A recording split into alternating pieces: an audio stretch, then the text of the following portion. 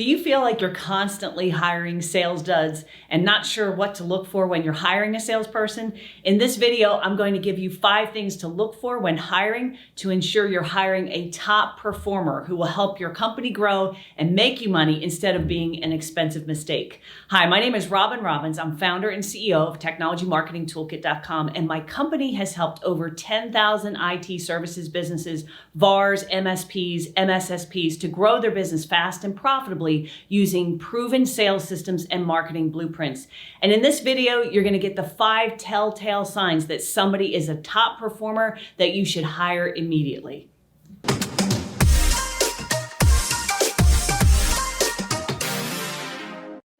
Here's what I will tell you, and I'll give you a resource in a second, but here's 5 telltale signs you got a top performer. Here's what I look for. If they have a history of top sales performance, ranking first or second in their organization, and they've done that in every job.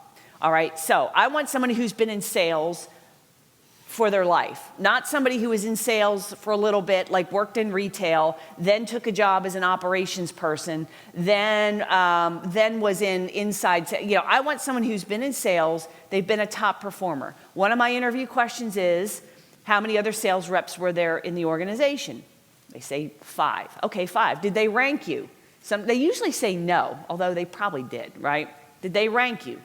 No, yes. I say, well, if they were to rank you, where would you rank? Were you always number 1 in sales, or were you number 2? Were you number 4, 5? Where were you?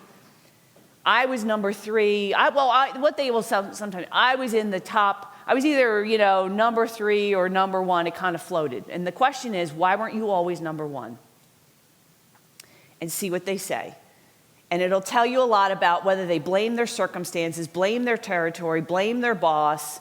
Now, sometimes that is legit, and that's the part where you got to go a little bit deeper. But I want to see consistent sales performance. I want to see they were successful in a similar type of sales role, and they sold to similar clients. Because, for example, I have found that it's not impossible, but it's very hard for someone who was in retail to come in and start booking appointments. Because retail sales is someone who's worked in a car dealership is an entirely different experience than on the phone. They typically don't work out because it's a different sales environment. So for you guys, you want to see that they were maybe talking to CEOs.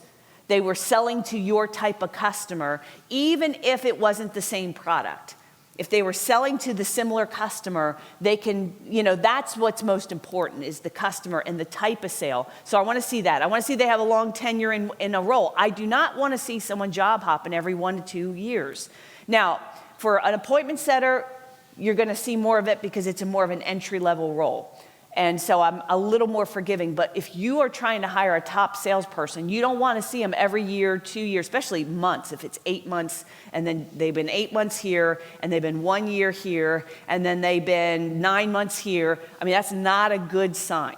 Not a good sign. And if I even see that on a resume, I don't even interview them. I don't even bother because I don't want to see someone who's jumping around all the time. They have a history of career advancement. So if you, when you use I recommend top grading, they have a career history form, and you ask them to detail out every job. What was their starting salary? What was their ending salary? And again, I don't know if this is legal in your state. It is legal in Tennessee.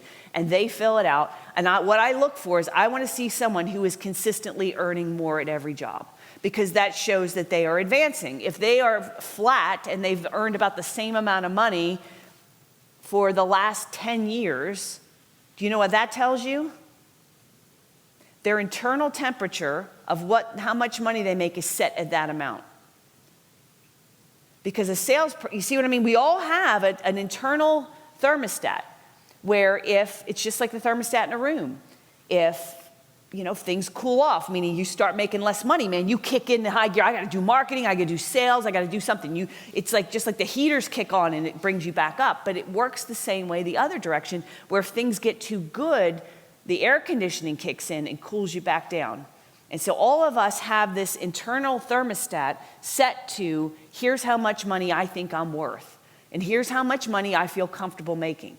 And you want to see a salesperson who's constantly earning up, not just flat. Now, again, an appointment setter, it's a little more forgiving, but if you're looking for an account manager, someone who's going to be a hunter-closer, I want to see consistent upward potential. Their previous boss or managers confirms that they were a top performer. I'm telling you, this has saved me from more misery than I can tell you. And Bruce stopped grinning. So, I mean, like, I recently had someone that I almost hired. I mean, they were referred to me, did all the interview.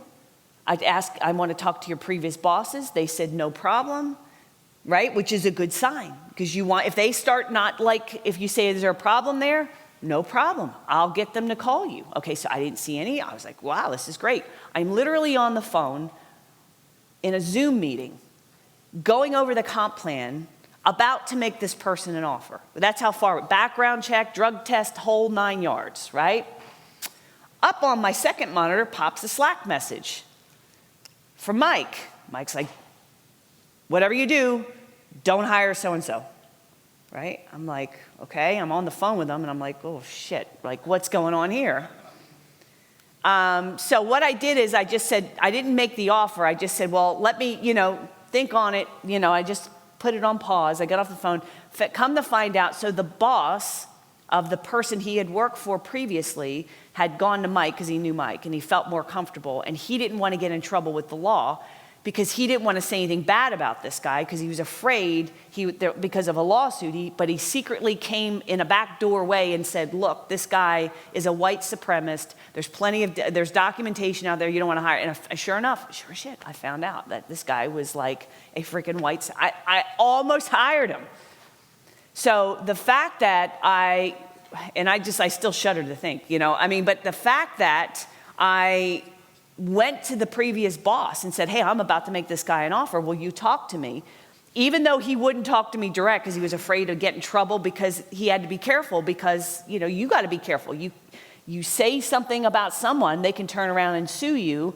So you got to be careful, but he still got the message. And by the way, if the boss won't even talk to me, that's a red flag. You know what I mean? Because they should be able to talk. So I talked to their previous boss, and I want to hear that they were a top performer. I want to hear the conditions under which they left. Because on the career history form, we ask, were you fired? Did you leave? Etc. I want to confirm the reasons that they left, because they lie. If you look back on that slide, the number one thing that they lie about is reasons for leaving, and second one being fired. So those are the top two things people lie about. So you got to figure that out. Thanks for watching. If you haven't already, make sure you click subscribe and turn on the bell notifications so you never miss a video. Also, if you want more free resources, click on the link below in the description. And if you enjoyed the video, make sure you give me a like. And lastly, let me know down in the comments below what you'd like to learn or see on our channel. See you next time.